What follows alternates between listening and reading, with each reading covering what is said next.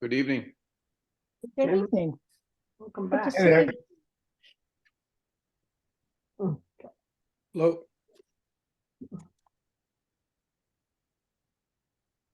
What's that? All right. Hey, everyone. Hello.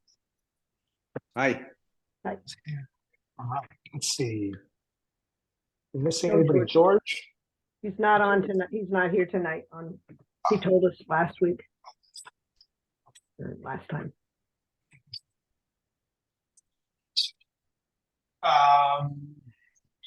Okay. Why don't we start with September 19th minutes? If Yeah, folks had a AJ? chance to look at those. Yeah.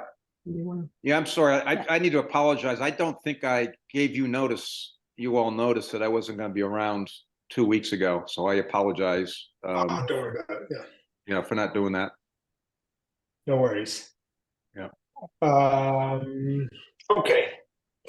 So Susie sent around minutes from the 19th.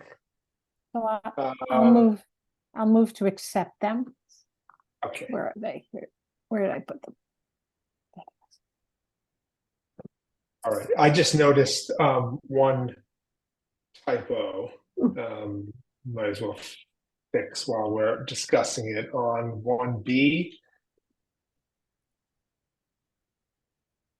It's all our work with the departments and the accountants. I think that should be accountant apostrophe S monthly reports. We'll Okay. continue to use the current detailed budget lines. All right. All right. Anybody else? No. All right. So maybe I'll just revise that motion, just approve the minutes as amended then. So moved. All right. And any comments from anybody before we vote? Okay, let's see, who starts today? Bob? Bob abstained because I was not present. Jim, I think you're muted. What's the change? Oh, Hemingway, aye. All right, Cashew, aye. Mosier, aye. Stein, aye. Walton abstain. Okay. So that's gonna pass 1, 2, 3, 4. No, 5, 4. Or 4. That's right. 4, 2 abstained. Okay. All right. Thanks, Susie. Also, I just a follow-up. Susie worked with the web team to get the budget letter and form up on the FinCom site. I noticed it was there, so thanks for doing that, Susie. So I guess if anybody's any of your colleagues are looking for it, it's on the website now as well. Okay, what's next? So we have a budget process update. So just want to see if anybody had any feedback or any in terms of reaching out to your department that you've been assigned. Anybody have a chance to do that since our last meeting? Yeah. Okay. Yeah. And was that a useful discussion? Any questions or come up? No, Right. I found it was sort of just explaining it's liaison. I'm not an advocate.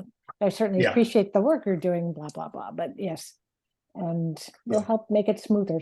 So it went Yeah. fairly easily. Good. And I think for Jim and Bob, I guess who weren't here last meeting, you might want to take a look at the minutes. There are sort of a few kind of talking point kinds of thoughts that might be useful for you to look at if you haven't reached out to your department that we thought would be useful to communicate. Bob, say your yeah, I was hand gonna up. say I did look at the minutes and I did note Okay. that Great. I was encouraged to visit before this meeting, but I did go by the highway department that I'm assigned to, and I haven't been able to. They were out hard work working hard, I presume, we're in the shop. And, but I am intending to meet up with them, just check in with them and just to go through the process with Steve and, but yeah, that's a great thing. And, you know, unfortunately I missed Tim's party, which was the biggest disappointment. It's like Yeah, same here. later. But, Same here. so that, I saw there was some bunting over at the highway department too. It's kind of a gaily decorated over there now, I so. didn't see that. That's cool. Quite a run. Yeah, it was fun.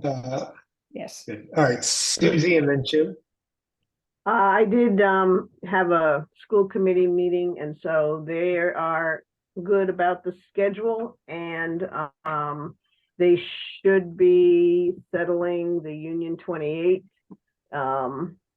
budget. She said, I think in October. And so, you know, they'll be getting together the pieces. So meeting our schedule, which I forgotten, I think it's January 16th or something. They'll, oh, here, I think that's it. Yeah, they'll be ready. And we will get Great. documents before that. Great. But they probably won't vote like to approve it as a committee until sometime in January, I suspect, right? Right. Yeah, okay. Jim? Yeah, I also saw the list from Susie's minutes, and I thought it was a really good list, and I think that should help us. Well, obviously, it's going to help us all as far as making sure everybody's getting the same message, everybody's working toward the same goals and timelines and whatever, and it should be I think as a result of this, a cleaner, more productive process, more productive also. So great. Yeah. Good. You guys did a lot of stuff last week. And it looks like you're only there for a little over an hour. So I don't know if it's me or Bob that takes all the extra time. But Hey, It's 50-50. It's 50-50. Yeah, right. Yeah. We should, you know, we should bank these short meetings when we can. where's the elbow emoji? All right. Let's see. I wanted to share just a quick sort of miscellaneous update while we're at it, which is that I believe there's a school committee, a regional school committee meeting happening tonight, and the track project is on their agenda. So I intend to watch the video, at least for that discussion item, and report back to you all. I did notice that they included an RFP as one of the documents they were discussing. So I think there's some indication that they're going to discuss that document at the meeting, maybe approve it. And a couple of noteworthy things. It did sound like, from just reviewing the RFP, that they're presenting all options as potential options. And they were asking, for example, they were asking for or requiring references for both grass and turf installations. And so the impression I had from just skimming the document is that it's not as narrowly prescribed as one might have thought, given for the last we heard about the project.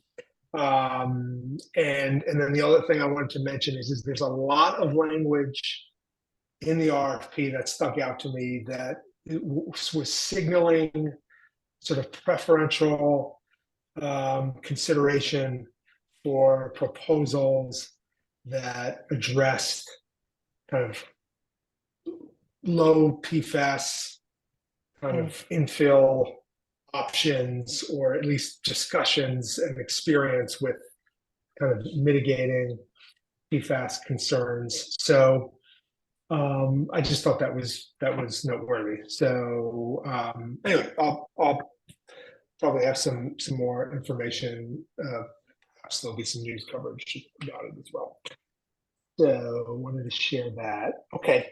Are there any other project updates, Becky? I know we've had a bunch and some really good news in our last meeting that I think folks should have seen in the minutes. Are there any other sort of updates on any projects that are kicking around that you wanted to share? This weekend's rain is caused a bit of a delay on the culvert project. We got swamped, which is what we were expecting if we go beyond capacity. We don't have a gauge on the, locally on Lake Wyola, but we have a person that has been using a high grade instrument and going out and taking measurements. So the rain stopped Saturday morning at about 8 o'clock. And at about 5 o'clock, Mark Rivers took a measurement and it was, I think it's about 86 cubic feet per second. The flow level, the new culvert was built for 40. Oh. In comparison, about that same time, the Swift River, I think, was at about 140, but had been up to 270 cubic feet per second at midnight on the Swift River. So that's, it's not the same. We originally thought that the lake would see about 50% of those readings, but we've discovered that's not accurate. But we're pretty certain that the flow was over 100 cubic feet per second around midnight. And what happened was there was one box in the electrical system that got swept, that got knocked off where it was perched and shorted out the generator, and so the pump stopped, but the pump that was in one of the holes got dislodged with the whole process, and it wasn't until Monday morning that we got that pump going. We got the one pump going right away on Saturday morning, so that was a good thing. It took a while to for everything to settle down, but the sandbags behaved as they should have. They were overtopped, but not moved or dislodged. And when they were overtopped, it wasn't by water with sediment in it. It was by the clean water that was flowing very fast from the spillway through the project area. The bypass water control system never failed. It continued to function. It was just totally submerged, but the water flowed as it should and continued out the outlet. The sluiceway, the hole in the dam where water flows through the water was above the sluiceway. You could not see the sluiceway. It was fully submerged. So overall, the system held well. And the Monday morning, and I was in communication with the contractors on Saturday, sending them video they had on Saturday morning. I'm sorry for going in circles, but on Saturday morning, Steve Sullivan, our new highway superintendent, who's been helping me with maintaining erosion controls on weekends, had been instructed how to fill up the generator with gasoline.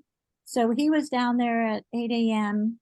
and immediately reported to MAS that the generator was not functioning, and they had a repairman out a little bit after 9 who repaired the generator. He got that back online, dried out the box. And so all in all, it was a lot of excitement, a ton of water, but things behaved. The engineer's response to the photos and everything was, it's behaving as it should. Our contractor is well versed in these situations. So the coffer dams that they had built were double on the bottom and then single on the top. So they were very secure. They did not move or fail at any point. I know that Concom was recommending that we make the coffer dams higher. But that was not an idea that came from any of the building team, the contractor, or the engineer. I mean, you think that might be a solution, but it's not. You wouldn't want to do that because the water is just going to find its way around. And if you had made it just higher, it would have led more to failing because it would have pushed it over. So the contractor's response has been effective. Yesterday morning, they got the holes fully drained out. They got the second pump operational. They brought in a huge crane and inserted metal sheets as a safety precaution along the northern bank on the outlet end to secure the bank, so for the safety of the workers. The machinery was able to move in and out safely all day on Monday. They came back today. They cleaned out the first basin that had been readied on Friday and got back to where they were on Friday by 9 o'clock this morning on the one side. And we're continuing to work on the other side, which is the outlet side. All right, Jim and then Bob. Becky, the word, I've been down, as you can imagine, to that site and at least once a day to talk to the guys down there. Supposedly the $10,000 a day crane is going to show up this Friday. Is that, do you have any knowledge on that, whether that's going to hold that schedule? Because that means that if it does show up, they're going to start dropping in the culvert pieces. Whether they are 100% ready for it on Friday, they'll determine in the next 2 days. They probably will know by tomorrow. There was some sense that, there was a little bit of uncertainty of whether it would be drained and dry enough, but the site visit I was on yesterday afternoon, it's amazing how quickly it is drying out. So we're uncertain, but I think they'll be making that call in the next 24 hours, Jim. I'm not gonna predetermine. I know they're making every effort to stay on schedule. And hopefully they might be able to do that. Yeah, they said that they were actually ahead of schedule at one point until this rain came along, but the rain level, although it was really unbelievably high, it would have taken a whole fleet of 40-inch diameter culverts to have shuttled that water, around the area. It was just, the dam was just overpowering everything. But the construction people didn't seem to think that that was going to be a big problem and that they could sort of move ahead. I hope they're right, of course, and we'll have to wait and see. We're lucky we have a great deal of experience with situations like this. Yeah, and they said it was 84 cubic feet per per second on the flow. I don't know who was measuring that, but that's way over it. That was what I was telling you about. Mark Rivers measured that. I think it was originally to be able to do it from the dam. And that was the best place. It's a new spot for us to do it from the dam. He needed the width of the spillway. I asked Howie for the width and then gave it to Mark. I told Mark 45 feet across, and I must have not heard Howie correctly. It's really 55 feet across. So originally we thought the flow was 73 feet, but then we adjusted for the correct width and it went up to over 80 cubic feet. Well, 3.5 inches of rain in a very short period of time. There's no defense against that. It's just going to be staggering. to deal with. But if they start if the crane shows up on Friday or even next Monday or very soon, then just to have those big culvert pieces behind the fire station moved into place will be on the home stretch at that point, I think, which would be good. That'd be A lot of wonderful. people are watching the project, incidentally. You got all of Lake Wyola there. I ran into a number of people who were following it very, very closely. Mhm. It's and for one of our residents, it's right out his front porch window. So, Yeah. and Yes. we're so lucky. The abutters have been very gracious and have been just enjoying the show. Well, let's hope that show comes to a conclusion sometime soon. Everybody's dying to get Blocks Pond Road back into shape, Yes, including myself. I'm with you there too. Bob? Yeah, Becky, first of all, interesting that the guy who measures water flow is named Mark Rivers, but I was going to ask, what are the financial implications of all this to the town? If they can move quickly, there will be, this will be absorbed within 150. If we can keep moving from here without another major, without a major problem that sets us back. If we can keep on schedule, there should not be. They are tracking, I did get a report of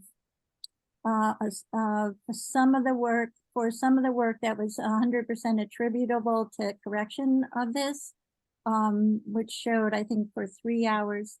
So they're gonna keep their eye on it, but if we can get the project wrapped up, their concern is getting it done and getting out of here. So hopefully just stay within our current budget. It all hinges on that crane, getting that big crane in there. Once that shows up, we're in the home stretch. But I hope it's this Friday. That would be great. That would be great. We did have a big crane there yesterday. But that's not the crane. The $10,000 crane must be gigantic in order to be able to lift the kind of weights that they're going to have to put into place. This one was as big as the one that's coming. It's just not rated for wasn't rated for as much weight, but it's quite a sight. It looks like Saudi Arabia down there. Yeah, I know. I saw it now. It's quite impressive. And there's going to have to be a crane at the fire station as well to put the pieces on the truck so they can get down there. It's going to be quite an interesting show once it starts. Hopefully, it starts soon. Yes. Everybody have positive thoughts. Yeah. Okay. Let's see. All right. Any other questions? Becky, did we get kind of a final dollar amount on the school roof project?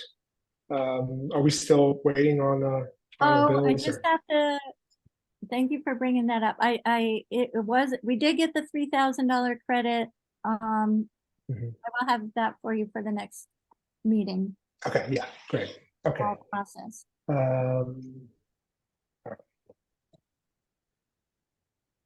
Any other sort of project related questions or updates that anybody wanted to share? Susie. George and I were with Aaron Saunders' aide, Maddie, on Monday, and we cycled back. George wanted to talk about foundation formulas and Chapter 70 money. And so that brought up that we had talked about the possibility of having part of one of our meetings dedicated to thinking through some of that. There's nothing right now. It doesn't appear in legislation that's cooking for this. But because we were talking about it, George and I were guessing who we might try to bring in and have this discussion. If we're going to advocate for anything about this, we need to have some information and have information to share with the legislators. So, Yeah.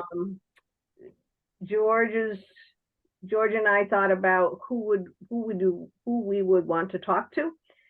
So at DESE, it looks like Rob Hanna or Rob O'Donnell are the contact phone numbers. And I don't know if Becky's bumped into any of these people. This must be all post Roger Hatch. So that would be a representative from there. Doug Slaughter or whoever's acting, if there's an acting director for the finance business office at ARPS, I couldn't tell from the website if there's a I temporary. think it's on the agenda tonight. An update Okay. about that. Okay, so we'd probably want one person from there.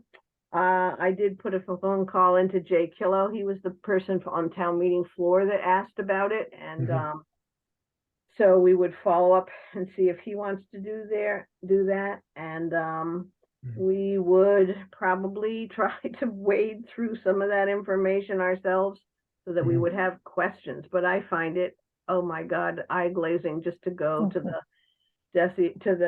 Chapter 70 website and try to understand it. Because they're also reflecting a lot of historical change. So if you don't know it was at the beginning, it's really hard to understand what they're talking about that they're changing. But you know, where would we take this? We would probably you know, use it as advocating to our legislator. We talked about the assessment formula that we're hoping the agreement, our assessment agreement sticks with our four-town region, but it would be helpful to have sort of the more of the broader thing about Chapter 70 as well. I mean, because we're all subject to this. So I feel like we're just going to hope that we keep the assessment agreement, but I think it would help us if we had some information about Chapter 70 as well. Yeah. And when I mean, it sounds like what you're really getting at there is sort of having a better understanding of how those foundation budgets are calculated, like what are the actual inputs into that calculation. Is that right? Yeah, and what are the factors? So, you know, that at first population is a big factor in it. And so far we've been grandfathered in, even though we have a shrinking population. There had been some discussion about not keeping the aid up at the same level, even with a shrinking population. So it, you know, I found a folder here in my office and I actually have thought about this stuff before, but it doesn't stick. It's just too dense for me. So I need to go back and say, oh yeah, and that's when you ask this question and that's when you ask that question. So I think we could look at our schedule and figure out if there's a place that we think, well, first of all, we have to decide if the group thinks we should have this discussion, this information session, and then when does it fit in? Yeah, I definitely think it's worth it. I mean, the sort of deliverable would be potentially some kind of a written sort of statement advocating for a specific change to the process or formula. Yeah, I think it's worth. They put the Student Opportunity Act into place and they're trying to achieve a certain goal. We could want to hear about that. How's that going? And then the millionaires tax has been targeted for community colleges and certificate training programs and stuff, but you could also begin to speak about trying to get more support in the Chapter 70 while that money is still in circulation, if it is. Right. Yeah, for K-12. Yeah, I think that sounds, I think it's, I mean, what do other folks say? I think it's definitely worth, you know, devoting some time. I mean, there's a lot of research to do. I do think it would be a good conversation sort of earlier in the year before we get, because it's such a big picture kind of topic. I find it hard to tackle those when we're like fully immersed in department budget meetings. So if we could get to a place where we can have that discussion, I would say, before mid-November or something, no later than that. I think that we might have more, just capacity to work on that. Bob?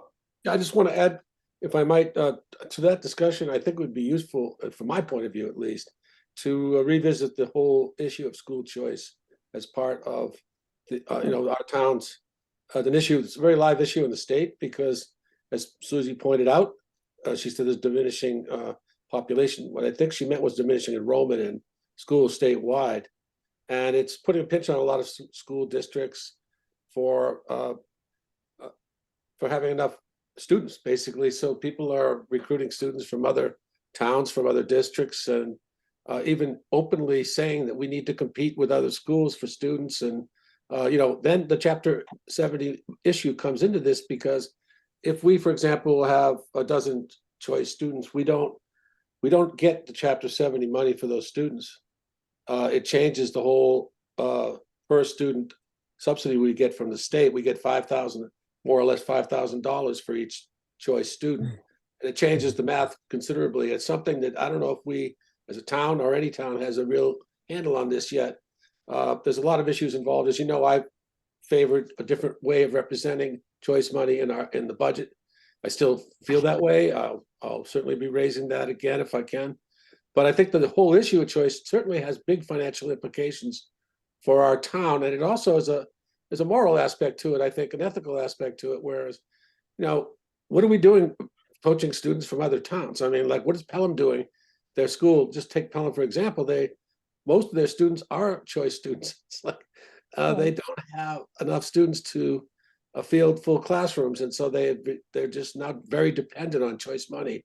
And it's really financially kind of a dead end for them now. So I think they're looking for solutions that are kind of more desperate than any other town I know of in that regard. But I'd like to discuss that, open up that issue for discussion and investigation. I would certainly be willing to do some work investigating it and trying to bring some information to the committee on that subject. Okay. All right. Susie, what can we do to kind of support Well, this effort? I guess we need to think about what this looks like. So, I mean, if we would like to have a conversation no later than mid-November, probably I'm not sure where we're going to get our information first, so we don't go into it totally cold. But on the other hand, we've had Roger Hatch here a long time ago, and he just explains it. So it could be that we do go in without a lot of help, I think, and Becky can probably remember better. We had people from other towns in our district at that Roger Hatch explanation.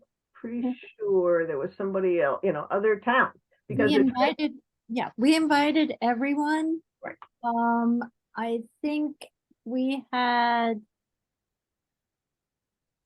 one person from Leverett.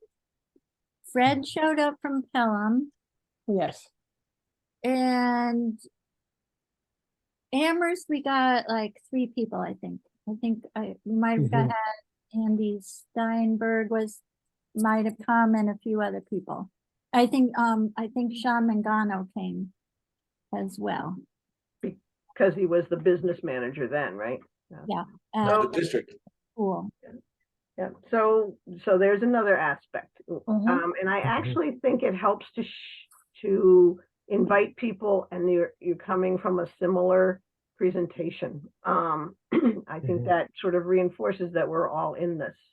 So maybe it didn't work out well for us when we did it last time. It did not. No. Meaning what? I mean, the people they were acting like this was all Shutesbury's, by holding the presentation and also being the ones pushing for changes. I think that's why the attendance from other towns was so poor. Because they just responded like, oh, it's just Shutesbury up to their old tricks.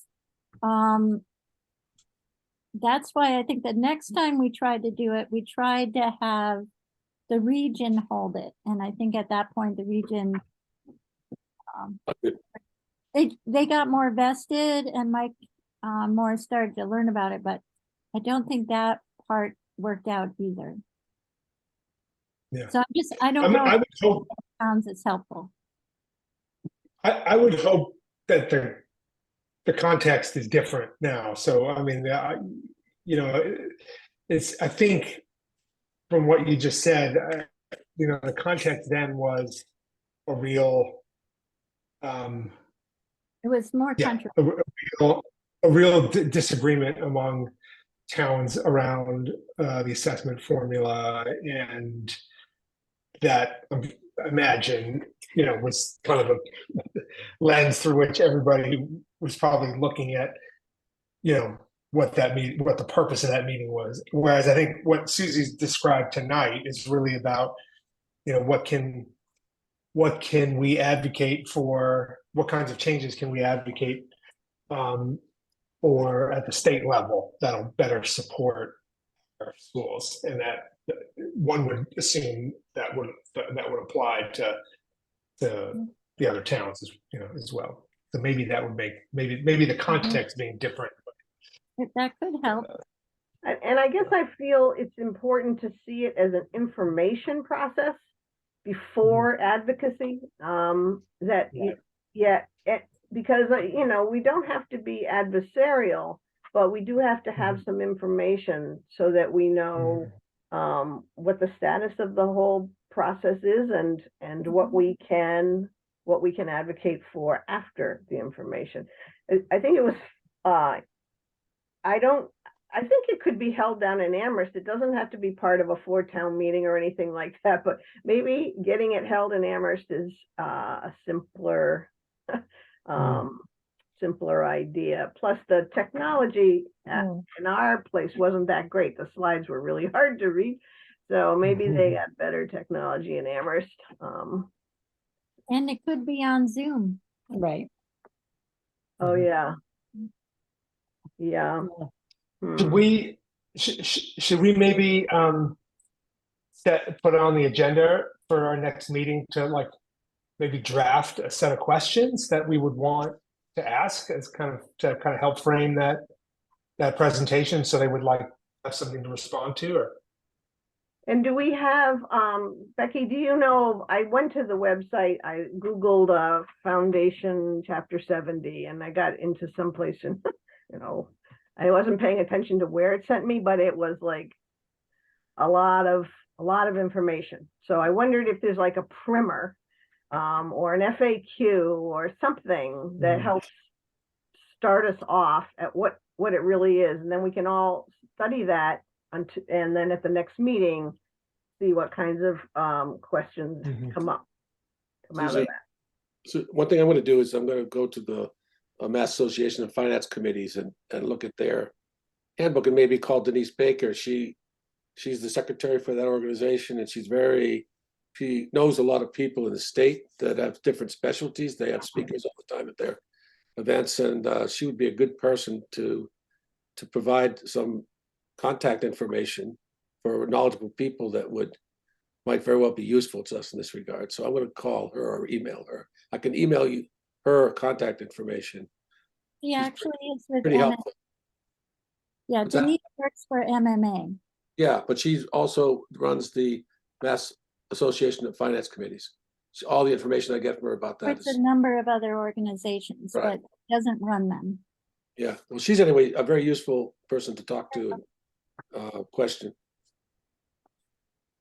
I'm gonna I just found while we were talking what looks like a useful fact sheet demystifying the Chapter 70 formula, how the Massachusetts education funding system works. So I'll email that to the group. Great. But it looks like it's like a 5-page brief that a little old, 2010, but it might be useful That's not going background. to help. Yeah, I That's think not I gonna help? saw It's too that, old? that 2020 is a watershed time, so. I see. We Yeah. need to, and I saw that one and I said, no, that's too old. So There- maybe, Yeah, okay. yeah, There used to be a set of So- sheets, that could walk us through our region, you know, if we got them for the 4 towns, there, I was able to put together sets of sheets that explain our own budget, you know, our own foundation numbers and our own enrollment numbers, and has all the data specific to our region. yeah, I printed out individual one that, but it doesn't tell me Have how to- this works, it just is the data. Yeah, you have to go through the whole separate document, but I was able to put together, it's kind of a cheat sheet they had. Well, they didn't have it, but I put it together last time when we reviewed everything about 5, 6 years ago. That might be helpful. But it really makes a difference being able to key in on the towns in our own region that we're familiar with. It makes it Oh, easier to understand. You know, if the numbers are totally off the wall, if they have 10 million for Shutesbury's budget, you know something's wrong. It's just I good. guess I really don't want to put something else on your plate, so I don't know if I can be helpful. If you told me what site to pull it off of, I could do that. Or the other thing is asking one of these 2 guys whose name is on the site for information sheets that might be more Yeah. current than the 2010. I mean, the FAQ type thing. So I can talk to them Yeah. about getting that. But you Yeah, know, if we can ask them if there's something similar that's up to date, that Okay. would be useful. all right, maybe I'll start off by calling them and finding out what information we can get and getting it out to our committee, and then Yeah. plan to have a discussion at the next meeting where we Okay. parse out that. Okay, great. And Becky, whatever way, if you want to point me in a direction, I just like, you'll be up to your eyeballs in the culvert for a while. hopefully Well, literally. not. Yeah, right. Uh, All right. I think That's interesting. yeah, I think it sounds like a good project, though. I think it'll be a good Yeah. thing for us to wrap our heads around, and I think it'll be useful for multiple purposes. Mhm. The advocacy piece around funding, but also, yeah, for the potential reopening of the assessment can of worms. It'd be good to have that information. Okay, great. The other sheet I looked at is the one that Jim Walton generated when he was chair, called FinCom Agenda Topics, that sort of Mhm. spread them out over the year. Mhm. We don't have to look at it tonight, but I think it would be good to make sure we're keeping up with some of those Yeah. topics. Some of the big topics, yeah.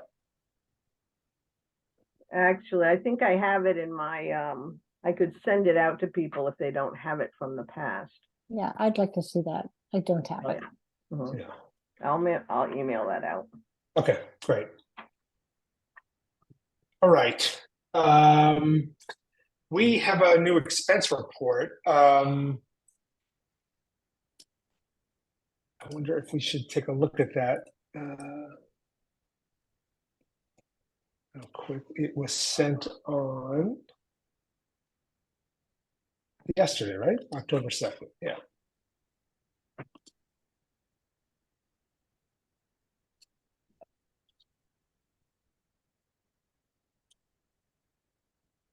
All right, did everybody get that? Yep. Okay. So any questions or any lines that folks want to Yeah, I've talk about? Would you guys like me to share it so we can kind of scroll through it together? Yeah, that would be helpful. Okay, let's do that.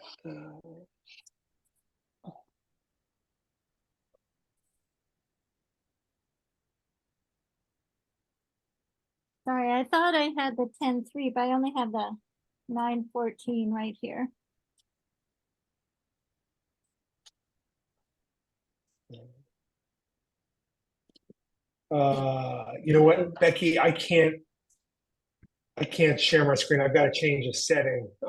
I've got a new computer and it says it's going to restart my computer if I change it now. Okay, So I better not do that. Yeah. If you have a chance, there you go. And Bob, did you want to?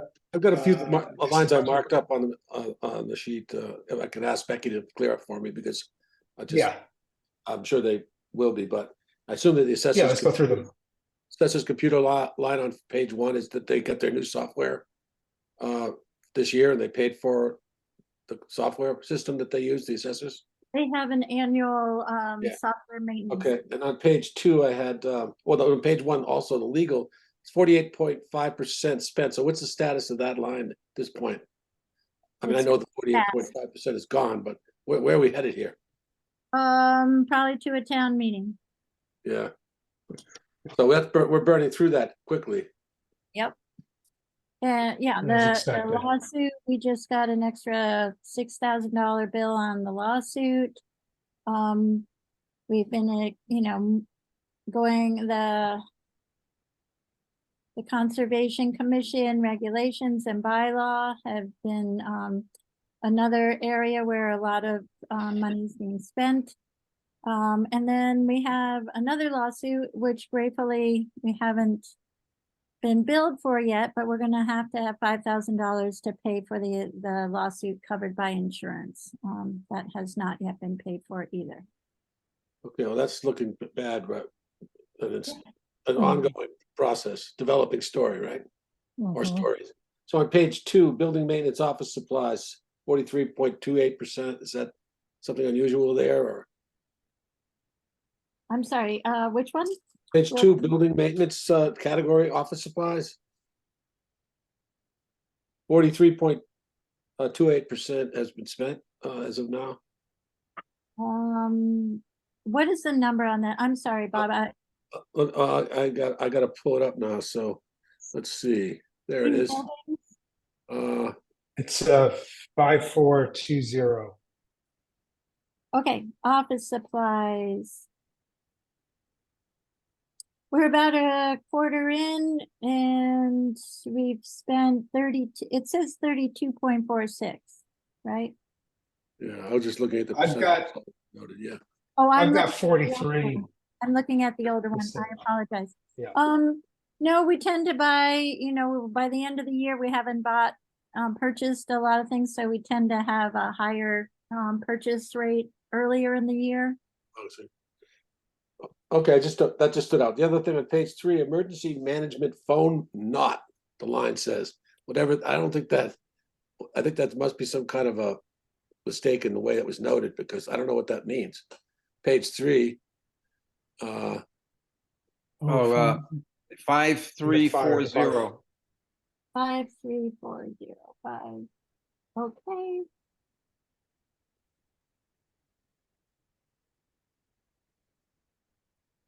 Oh, phone notification system. It got cut So off. that's the announcing thing that when you call us out, tell us that our power's out. No, I usually do that. But that's always fun when I tell you that. Okay, so notification, that means. Okay, fine, thank you.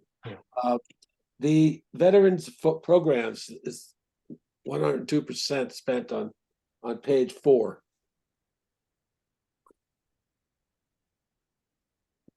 So that's 5690. About halfway down the page. Yeah. Line numbers are really easier. Yeah, 5690. Yeah. 5690. Yeah. I'll look into that one. I think we're just I'll look into that one. I'm not 100% certain. Yeah, okay. Well, another one, contributing in retirement, does that mean that we make a large payment towards retirement, a big payment once a year or something? Okay, that's what I thought. That's all I have. Yeah, I thought we didn't have any veterans in Shutesbury, and therefore that expense would be much lower. I too stopped at that line. Okay, so we have veterans That's the benefits benefits. is the next line down. That's 0. That's unspent. Okay. Right. But the programs, veterans But- programs, I just want to look into, we have other things that veterans are involved in, and I just want to find out what that was spent on exactly. Is that a FERCog thing? I'm just wondering, No, veterans are not covered by FERCog. We Okay. work with, a group, a veterans, group in Greenfield. huh, So we have a veterans agent and we work with a group. the only other thing I had, Becky, was unemployment. There was an unemployment line in there, which overspent, and I thought we didn't have, do we have an unemployed person in town now that's on benefits? If we do, is he gonna continue to collect, or is she? Page 5. yeah, unemployment, yeah, I Okay, have that that's one. not spending, that's depositing the 5,000. Oh, I see. So that's just to transfer into that account. Yeah. Got it. Why are the fire and electrical expenses as high as they are? This would be page 7. Give me a line number. Okay, let me get It's there. page 7, we're not in the budget anymore. Oh, You're out of the budget. Right. I'm not sure what you're looking at now. well, I know, I was just looking at plumbing inspection and electrical inspections, that's all. Those are rotating accounts, revolving accounts. Mhm. Those are revolving funds where the fees come in, are deposited, and then the employees are paid. Yeah, I see.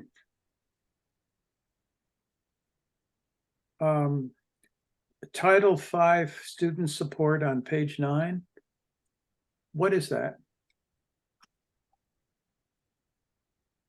That's another revolving account. I think has to Oh, do okay. with inspections, septic inspections. Could you give me the line number, Jim? 5708 on page 9. Title 4. Okay, so that's title 4, yeah, for student support expense. I guess I just don't know what that is. Okay, the But it- different titles, like Title I, are different educational programs, Jim, Uh-huh. that are funded through the state. Um. So I look into titles, that's Title 6 or Title 4? I can't remember, Title 4. Yeah. You might be able to find it in the school budget and. Well, Yeah, I was just curious, that's Yeah. all. you can cross-check it with the school budget. I'm not familiar with Title Right. Mhm. 4. Title I are reading programs. And I don't know Title 4. Are the town clerk's expenses, which seem to be pretty high, is it unusual to have spent so much, or for the town clerk to have spent so much? This would be on page 2. No, because she has, throughout the year, she has to do a bunch of different mailings that her budget goes for. So I know the mailings for all the dog licenses just Oh. went out. What are the other mailings she has to do? Well, dog license is a really big one, and then all the others are under elections. So I don't know if they're under elections or. And, voter, the census and the Yeah, she has to follow go. up on voter rolls and. All right, so all that comes at the initially, and that's what sort of cranks it up Yep. as much as it does. Okay.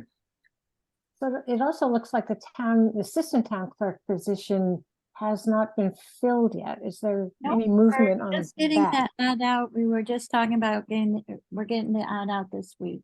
Awesome, awesome. That will help a lot. Yes. It's tough when Yeah, easy to to work on the ad. So we're gonna get the ad out this week, as well as the land use clerk is also giving a well in advance notice that we'll be looking for a new land use clerk and a new highway equipment operator. all right. Hey, Becky, I haven't asked about this in a while, and I'm trying to, I think I remember the details, but the elementary school transportation line, that's a contracted amount, right? That's not something that like they bill us based on number of trips taken or something like that, right? I mean, they have They have a specific, they have a 25-page formula. okay, It is based on our enrollment numbers and our miles and the distance from the school, which make us the highest, per trip. We pay the highest typically. But then it's all is it contract distance? contract by the finance director at the school. And we entered a Right, 5 okay. contract like 4 years ago, I think. Okay. Just So out of, we're gonna get billed for whatever that contracted amount is, and Yeah. that's a known cost. That was Okay, it. got it. I did the best I could to get it in the budget. They tend to make changes late and not inform Hmm. all of the town administrators, so we try to cover each other if we hear anything. And Becky, so like if just out of- there's, oh, I'm sorry, just one follow-up. So like Oh, if there sure. are, if there's like spikes in fuel costs or like some variable comes up in the middle of the year or something that impacts their expenses either positively or negatively, our obligation remains whatever is the contracted number, right? It's not like that's not a number that's fluid or we're gonna get Well, billed for we whatever were that able to, we did recoup funds, during the there- pandemic. but Yeah. not much. We Oh, were to yeah. recoup some, but it didn't seem proportional to the fact that buses didn't run for 6 months. And they got Yeah. money from the government too. The mhm. bus Yeah, it's But it's for the infuriating, but employees yeah. that were getting, So they made out pretty well. We didn't. Yeah. well, we got a bunch Okay. of money too. Yeah. Just out of Jim, curiosity, is the culvert causing a school bus problem? Because I would think it would if there are kids on the other side of the culvert. And boy, if the buses have to go down Wendell Road, to get to them, I was curious whether that's had any effect on. I believe some kids have had to take 2 buses. And I think they try to keep just the van going down Wendell Oh. Road. Okay, well, that makes sense. Or else they go down Wendell Road, but they don't come up Wendell Road. I think if they have to go down Wendell Road, then they come up Montague Road. Right, I think I've Oh. seen them, I've yeah. passed them in the morning on Montague Road, where April has passed them. Where they passed her. Right. Yeah, everybody's Any other at the culvert project. budget questions or expense report questions? Okay. Let's see, what do we have next? Just any other committee updates or other business that folks wanted to take up? Susie?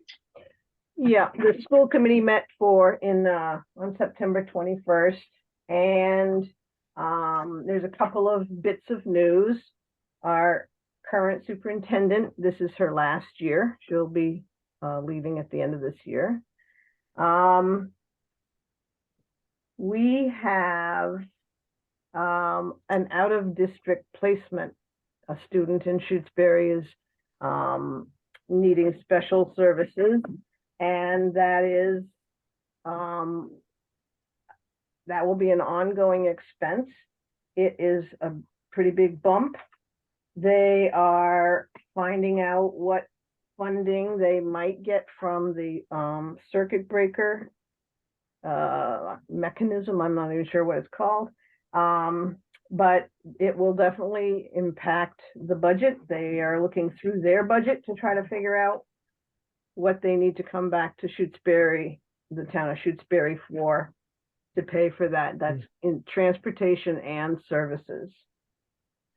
And so I don't know when I got to get their schedule of meetings. I imagine their next meeting is maybe October 19th. So more information will be forthcoming. They also are very happy that the roof got finished. It was a good experience. And for them, next up is dealing with the parking lot. Oh. The floor in the kitchen did not, is that right? I'm reading my notes and I'm. Matt didn't want the floor in the kitchen to get done this last summer when they Right. were working on everything else. So they're trying to get that done next summer. Right. So the floor in the kitchen was the only. Susie. Yeah. Mhm. Yeah, a question on the roof. So that was all done before all this recent, well, I guess how you define recent, it's been raining all summer. But so they've had some tests and it's passed the tests of some of these recent storms. Yeah, go ahead, Roof Becky. passed the test, but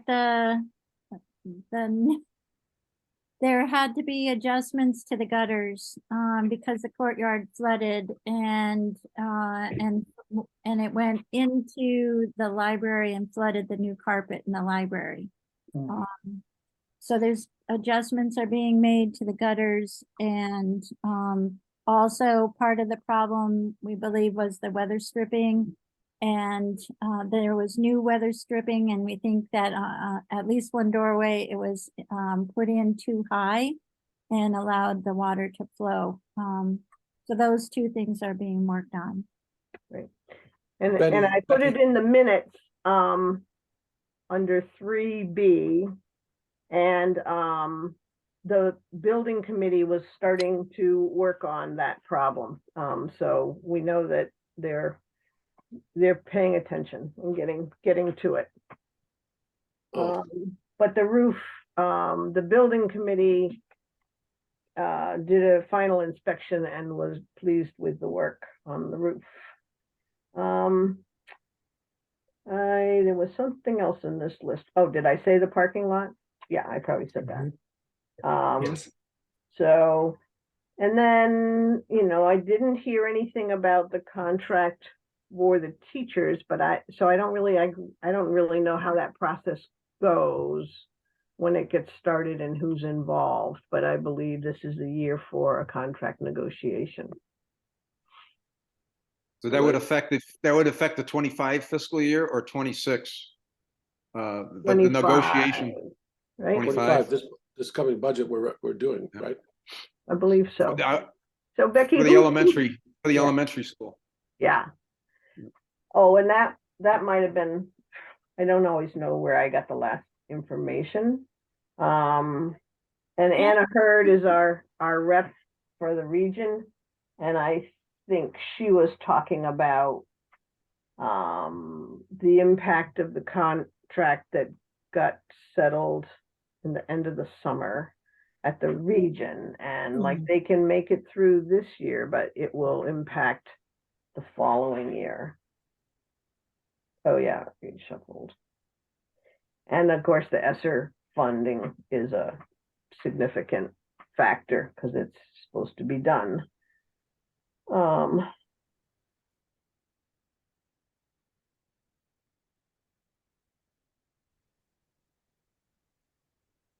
Becky, was the carpet stained in the library? No, Good. So I didn't hear how the Shutesbury Elementary contract negotiations begin and who's involved. Oh, I was trying to answer, I will try to answer again. So usually the superintendent works on that committee with the principal, and there's usually a lead teacher, and then they have school committee members. On the last contract, I was involved. I haven't heard if they've started up anything yet. They bring in a labor attorney, and he helps prepare all the documents, and they go back and then they have joint meetings with the teachers and all elements of the school unions. But also, Finance committee's not involved, Becky? no. Select board isn't involved either.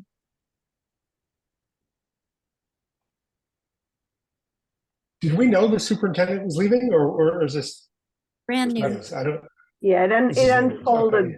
so that when they began that meeting, they all knew that that was the decision, but it's new to us. Okay.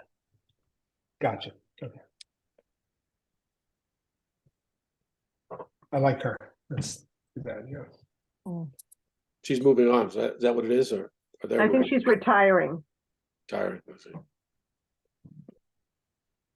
Things have been quite political in the union of late in the last 6 Oh, months. yeah, that's Well, I noticed another, that. that's another thing that got discussed, but there's really not enough information yet. Irving is considering pulling out of the union, but I think they can't come even close to understanding, close to making a decision until they understand the ramifications. So I don't think we should start worrying about it yet. Because they are in the beginning of looking at that. So, but that's part of the political turmoil that's been going on. And Jen looked at her retirement and said, "Oh, that's a good idea. That could be done." Susie, when you say Irving is looking to go out of the leave the union, are they looking to join another union or just de-unionize? I don't think they know yet. They Okay. had a tough contract dispute up there, and I don't, so some of it's inside of them and some of it they see as outside of them. So I don't know what they'll come, and I wonder how many if they have new school committee members, and that will also shape their decision. And getting, taking a big step like that, they have to figure out the pros and cons, and they have not done that yet. They just started murmuring it. Becky, could you characterize the political turmoil? I mean, what does this mean? What's the political? I'm in at the union. It was mostly Irving and the superintendent, but there's. They were at each other's. They were after each other. Yeah, the principal resigned after a meeting. Really? They've just been going at it. The last time someone tried to leave the union, there was a big war after it. So what happens?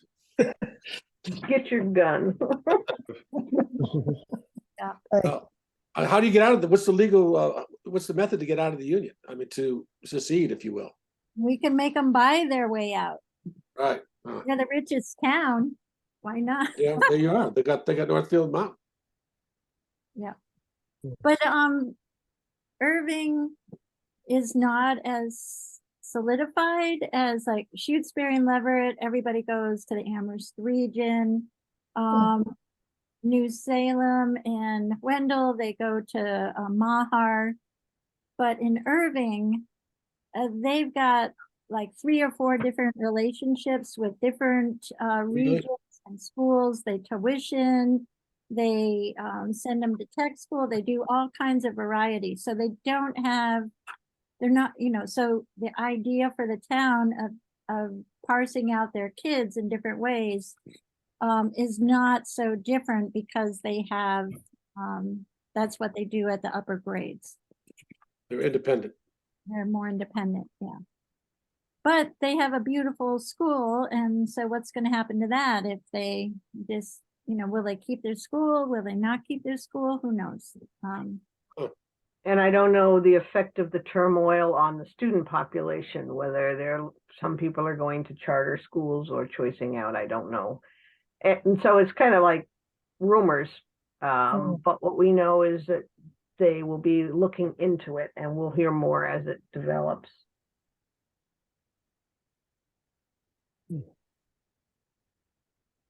All right, So thanks for that update. We don't have a solid superintendent at all. I mean, Jen is about to leave. Mike is gone. It's unsettling times. And actually, there was a fair amount of discussion about getting out into the advertising market. I think they said in November or December, because pretty soon all the candidates are spoken for. And there has been a fair amount of turnover in superintendencies everywhere. So here we go. Yeah, doesn't East Hampton have aren't they looking for one? Is that right? I think they got an interim. there's going to be like a road show of candidates like coming into Western Mass to interview with like every Right. community. It's crazy. Right. Yeah. Any other committee updates?